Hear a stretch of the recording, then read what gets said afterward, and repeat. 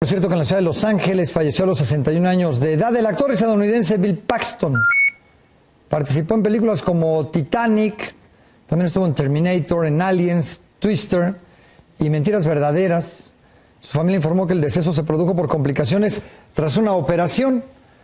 En los últimos años su popularidad fue gracias a su participación en la miniserie Hatfields and McCoys, donde compartió protagonismo con Kevin Costner.